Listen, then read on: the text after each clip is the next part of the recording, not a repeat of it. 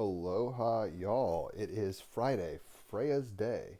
Frigg, Freya, named after her. The 4th, I believe. Gotta check. Yeah, the 4th of April. It is also a Venus ruled day esoterically. Before I get into the astrology report, which is important and good, I'll show you the cards I pulled so you can get your whistle wetted. We got major arcanas. Devil card. We've got the Chariot card. And this Brian Froud Friday Fairy Oracle card, Tation the Sylph. I've actually written music to all these, so or not all of them, but the major arcana, all the major arcana. So I'll post those in the comments. But I will now get into the astrology. So the sun itself is in Aries, 14 degrees. Moon 7 degrees Cancer, Mercury 27 retrograding in Pisces, Venus retrograding 26 degrees Pisces. Those are conjunct.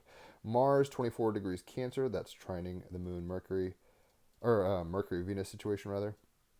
Jupiter 16 degrees Gemini, Saturn 24 degrees Pisces, that is conjunct Mercury and Venus, and exactly trining Mars. Uranus 24 degrees Taurus, Neptune 0 Aries, that is still, even though it's an Aries, conjunct Mercury, Venus, and the North Node. Pluto 3 degrees Aquarius, North Node 27 degrees Pisces, that's exactly conjunct Mercury, but it's also, like I said, conjunct Saturn and Venus and Neptune. Black Moon Lilith 0 degrees Scorpio and Chiron 22 Aries. So the major aspects right now, Uranus is sextiling Mars. The Moon is squaring the Sun as well as the North Node Mercury conjunction. Mars is squaring Black Moon Lilith. The Moon is trining Black Moon Lilith. Mars is trining Mercury, North Node, Saturn, and Venus. All that, all that jazz. And Pluto is squaring Black Moon Lilith. So, to the cards we go. Like I said, I wrote songs for all these, so check them out. They're cool. They're very different. Every genre is covered, every style, every kind of thing. And the lyrics are super resonant, so that's why I did it. Art for art's sake. The Devil card is a major arcana card. It is as follows. Oops, I'm not on the right page, y'all. The Devil. The song I wrote is called They Call Me the Devil. Embrace your inner trickster, Jupiter and Gemini. Give in to temptations, making choices based on impulse rather than desire, deceiving yourself, Venus and Mercury retrograde in Pisces, feeling hopeless. On page 52 cards, the Devil, I am the master deceiver and it is time to break the spell. Set in the alluring psychedelic vision of a post-apocalyptic world, this card pays homage to the spirit of David Bowie's Diamond Dogs. The Devil is personified in a similar vein to Bowie's punk trickster Halloween Jack, but he is cast as an amoral being of artificial intelligence. You enter this domain at your peril, for he is bewitching and the tormentor aided by mechanized demons and bizarre otherworldly guard dogs. He is the possessor of miraculous intelligence, acquiring, implementing, and building knowledge in ways far superior than humanity, and yet, without consciousness, has no empathy, no sense of right and wrong. The Devil, the embodiment of general AI, so engineered to amplify human intelligence, and has become humanity's savior, mirroring Bowie's savior machine, Man Who Sold the World, helping to eradicate war, disease, and poverty, and that has become the double-edged sword. It is the ghost in the machine, the mind-body divide, head without heart, the emerald tablet encoded with an ancient alchemical formula to positively transform and purify the imperfect human condition is now also in his possession. This reminds me of old Georgie from Cloud Atlas. Are we in grave danger? The ancient doctrine of original sin, where Adam and Eve are cast out of the Garden of Eden, having rebelled and eaten the forbidden fruit from the tree of knowledge of good and evil, reflects that mythological impurity and the division of union. The polarity of day and night becomes metaphors for light and dark, the conscious and the invisible, mysterious, unconscious. Traditionally, the devil is conceived as the personification of whatever is labeled in society as evil, a threat to continuity and the supposed power of the majority. He is the archetypal scapegoat, the reflection of humanity striving for goodness gone wrong, the course of pure spiritual life perverted. The devil is the great tempter, the voice of deception and corruption. For many cultures, sexual pleasure and ecstasy become, especially out of wedlock, the legally sanctioned institution of marriage, are deemed sinful. Pleasure itself has been seen as unholy, the work against God, a dishonorable and addictive distraction. It's funny because even in the Bible, the Pharisees were getting the law, quote unquote, right, but they were missing the spirit, so they were basically the devil. It's like even piety has its shadow. The devil is in the details. In the world of duality, when we create a force for good, we create an equal force for, quote, bad. When we consciously deny, push away our natural instincts in the pursuit of light, they push back.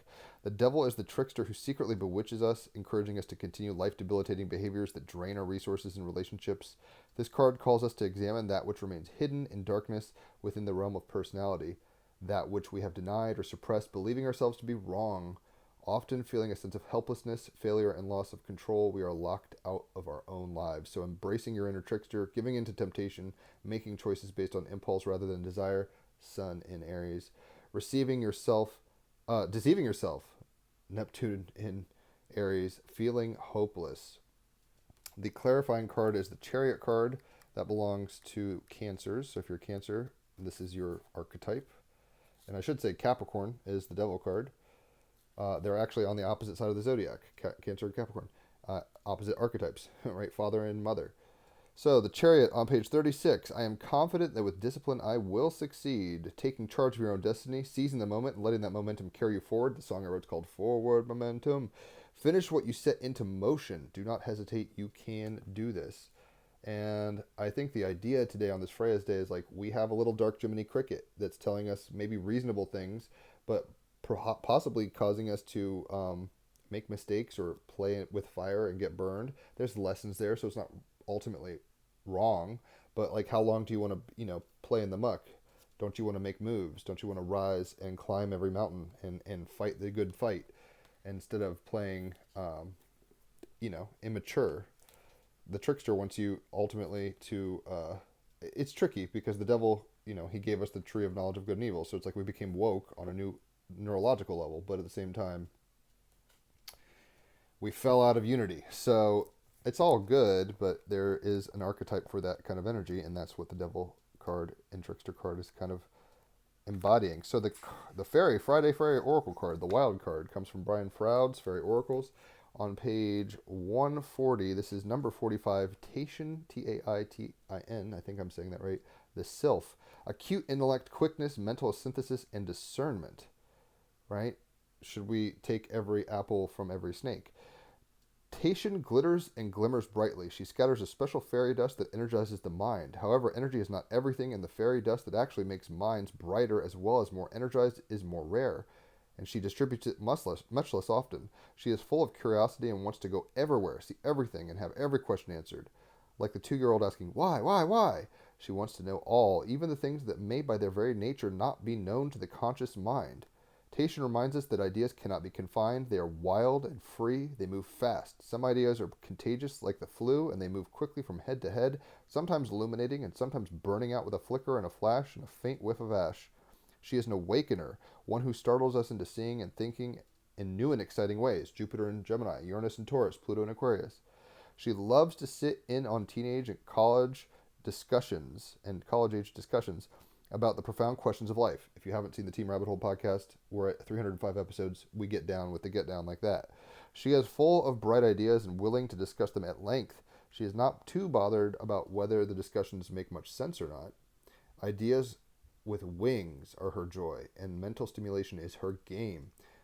Taitin has inertialess flight. Like thought, she is not bound by the rules of mass and momentum. Therefore, she can radically change direction without notice more quickly than a hummingbird. Out of conflict and confusion, resolved by goodwill and clear thinking, a new and better understanding may come.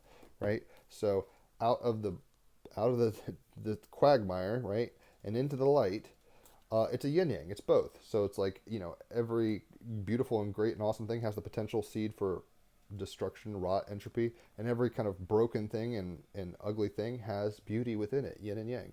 It's all part of the whole, right? So the devil here, the card is saying, don't be blind and be discerning. Don't just jump into things willy-nilly. Even though we do need to make moves, Chariot card, we want to make moves in a direction that's novelty, expansion, curiosity, Jupiter and Gemini.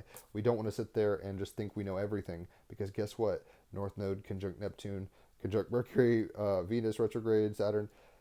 We want to expand our spiritual awareness to include all the archetypes, just so we're more woke on that front. So if you've enjoyed this, leave a tip, holler for a reading, check out the podcast, definitely check out the music because it's every kind of genre. I did all the major arcana, so you'll probably enjoy that. On that note, enjoy your Freya's Day. I'll catch y'all on the flip side. Adios.